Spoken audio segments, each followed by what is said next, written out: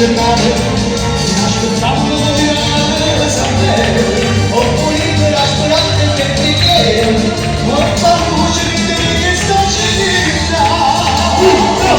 Ci pensate la purità, senza niente, senza rimane, si muove la gente, tu guardate senza coscienza. Ci pensate la purità, si guardate.